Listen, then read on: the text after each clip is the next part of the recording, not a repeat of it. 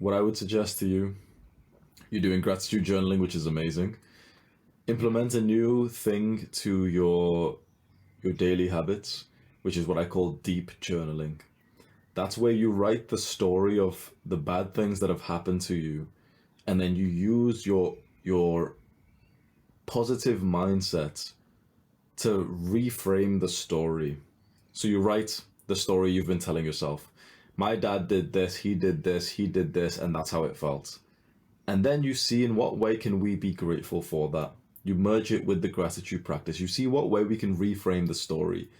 He did this, but it does not mean that he doesn't value me.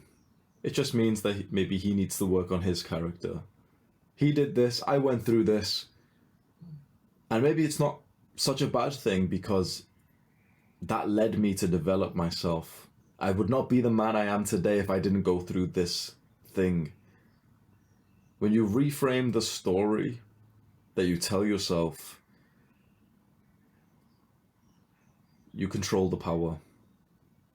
Right now, it seems like you only really tell yourself negative stories, and so they control you. And I totally relate to that.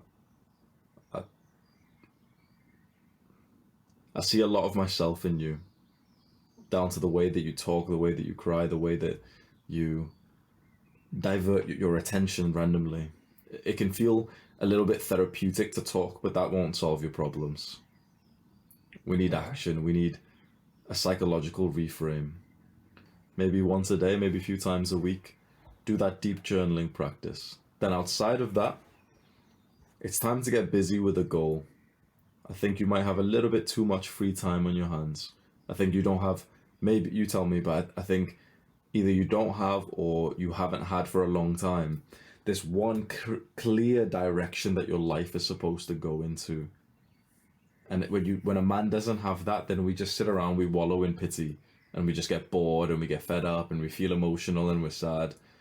But when you have something positive you're pushing for me, it was the gym, it was weightlifting.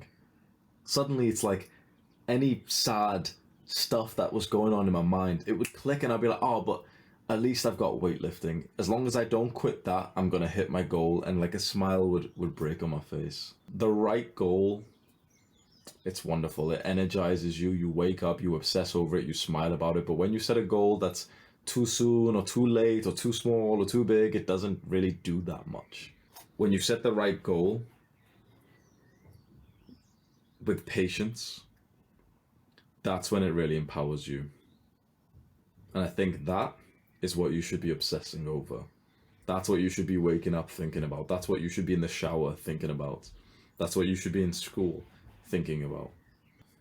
We need that for you.